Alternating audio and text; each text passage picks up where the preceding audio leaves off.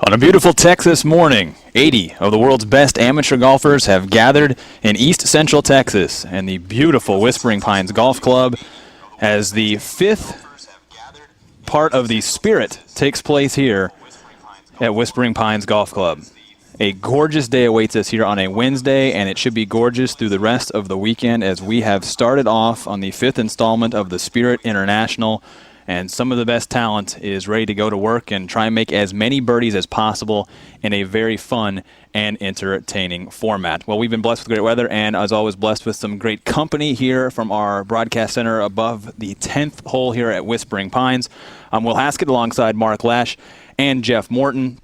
Always a very exciting tournament. We are so pleased to be here at the Spirit International this year and glad that you could join us online for our web stream. Lots of coverage for you today all the way through the weekend, probably about 5 to 6 hours of live golf coverage here from Whispering Pines. Mark, it's good to see you again. It's been a long time since the NCAA Championships back in May, and Jeff, glad to have you on board. A very exciting tournament, and the format, and Jeff, having been the lead rules official here for 3 of the past of these, a very exciting format in the best ball to bring these players together and let them be aggressive on a golf course that can really open up to some birdies.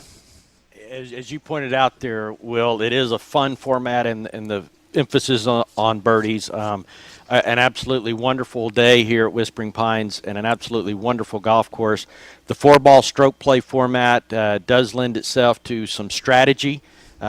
You've got 3 competitions going, the men's, the women's, and, of course, the international. So be interesting to see over the next 4 days how the teams gel together. Some of these have not played a lot of competitive golf as teammates, so that'll be very interesting as we watch the championship over the next 4 days. And for those of you who are maybe unfamiliar with the Spirit and its format, it is a 4-person team, 2 women and 2 men, the best amateur players from the respective countries. 20 countries are here at Whispering Pines. That's down from 24 as it has been in some of the past few instances of this event. But really the best of the best, the cream of the crop. And Mark, when you look at this field, you have some household names around the world when it comes to golf. And it's amazing what this tournament draws to bring these golfers here to Texas. Well, you do. You have some names that you do recognize. But I think what's even more interesting about this event is a lot of times you see some up-and-comers. You'll see a lot of really top-ranked juniors that haven't really blossomed totally yet. You may not see them at a World Amateur yet, but they're coming here, and this is like their showcase, and there are some great ones here. Average age of the participants here is just a little over 19 years old. The oldest player in the field is 35. We've got a couple as young as 14. So the future of golf is on display here. And, Jeff, you know from being here, this is sometimes the stepping ground for a lot of these players into international stardom with a lot of players on the professional tours. And as we start to look at some of these teams, especially for those who are logging on and watching us from the United States, captain of the United States, a past participant, now one of the most recognizable faces in all of golf, Paula Creamer. This is a great opportunity for golfers to come compete against the best of the world, see where they stand up, and later on in life, they're making a lot of money sometimes on the pro tours. I absolutely remember Paula being here in 2003 and her and Jane Park, both very successful. But as you mentioned, Paula certainly blossomed 2 years later onto the LPGA Tour. So many names that we'll see. We'll have a chance over the next few days to mention some of those. But you go back to the initial one, which Lorena Ochoa led Mexico to victory, and obviously the #1 ranked player in the Women's Tour. Brant Snedeker was on the men's side of that 2003 team with Paula. So there is a lot of future stars going to be walking the links here at Whispering Pines. 2003, the last time the United States lifted the championship. England has got back-to-back champions, and as we start to look at this format where they are already at the top of the leaderboard today, making a couple of birdies. Mark, as we look at this field and we look at the format where we're going to be covering today, a couple of countries maybe that you're looking at to take the lead here early on and maybe set a statement here early morning with some of the groups that are out there. There are a couple of countries that I think a lot of people are going to be focusing on to see claiming the hardware towards the end. Well, I think you just mentioned England is a team to really look at, and of course they've also got the best name here in Stiggy Hodgson. I mean, what a great name. And so they're a team we definitely want to look at. Italy is a team that I think, especially on the men's side, is quite strong. And the United States is a very young team. And you've got the 2 best, the #1 ranked junior players, men's, or it's weird because we're in a men's and women's event, and yet as juniors they still refer to them as boys and girls. Right. But we're going to refer to them as men and women here because they're on the big international stage, and they are the top juniors both men's and women's. So the United States, it's going to be interesting to see how they perform. We're going to cover a lot of those individual stories as we see it. Again, with 4 days of coverage, a lot of chances for us to focus on the accomplishments of these great individual players. Our coverage here at Whispering Pines consists of 4 holes. We'll be covering the last 4 holes on this gorgeous layout. The men are playing it today from about 7,300 yards total. It's a par 72. The women a little bit over 6,400 yards, also a par 72 for them, and a very interesting dynamic of holes coming down. Again, we mentioned the format. There is a men's division, there is a women's division, but most importantly, they are competing as a country for that overall international championship, and it's a 2 best ball over a 2 better ball type format if it really boils down to it. So you'll have 2 female participants, 2 male participants. They are playing a best ball format, and they are not playing as a full team. They'll be playing with a counterpart from the other team, men's and women's, going off in alternating order. So you will have 2 scores combined for the overall international score. So as we said, anybody that's familiar with the game, that plays at home in their local games or at their local clubs, best ball is generally the format of choice when you're out playing your Sunday or Saturday foursome, and it's a great opportunity for these players who are so accustomed to playing individually in either stroke play or match play events to come out here and be a little bit more aggressive. We should see a lot of birdies. There's a look at the par 3 16th. Is the second of back-to-back par 3s at 15 and 16.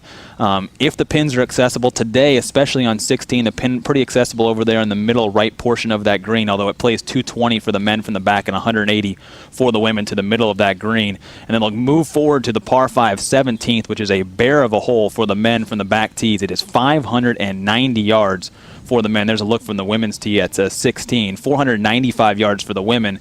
But one of the bigger birdie holes, and a couple of those birdies that we should see down the stretch, especially on Saturday when we wrap up this tournament.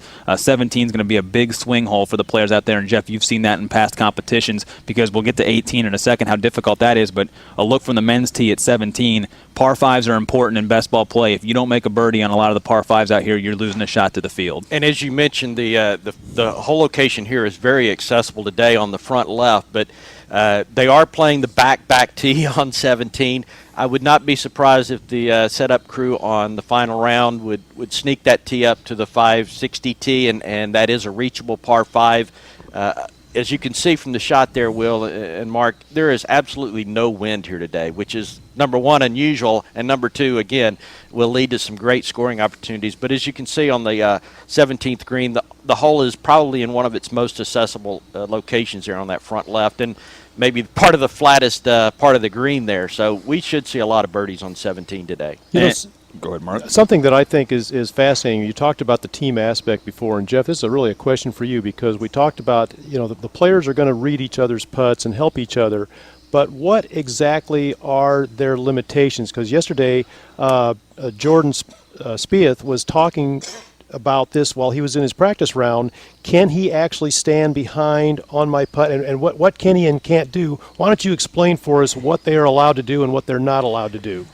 Well, they can certainly help each other, and there is a designated team captain. We've mentioned Paula Kramer, who is the U.S. team captain, and most of the countries do send a captain, and the local rule is implemented, which allows them to give advice to the point of, hit a 7-iron versus an 8.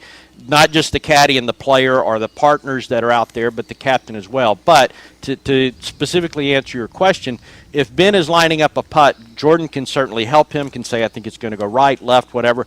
But when Ben gets over the ball, Jordan cannot be directly on the line or an extension of the line behind the ball. He has to step to the side, much as you see the tour players, their caddy will step to the side.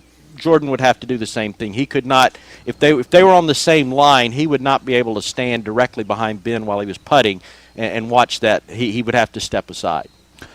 And a very interesting thing to watch is how these two players, or the partners, as you will, interact with a lot of people, because in many of these cases, especially in some countries where these are the best two players representative of their country, they've spent almost their entire life competing against each other, and the last time they probably played together in a group, they were going head-to-head. We have a lot of situations out here where there are players from countries that just months ago were the champion and runner-up of their respective country's amateur championship, and they're playing together now as teammates. They're obviously familiar with the games of one another, but it makes for a very interesting dynamic as they have to come together. Now, a lot of the European players here, with so much team competition, especially in Europe, very familiar to playing with one another as a team. And as we've seen, especially in a lot of the international team competitions that are made so popular around the world, especially like the Ryder Cup, talent doesn't mean as much if you can play as well as a team. And if there are some players out here that are used to hamming and egging around a golf course, they can make a lot of noise over a much more heralded, talented team out here.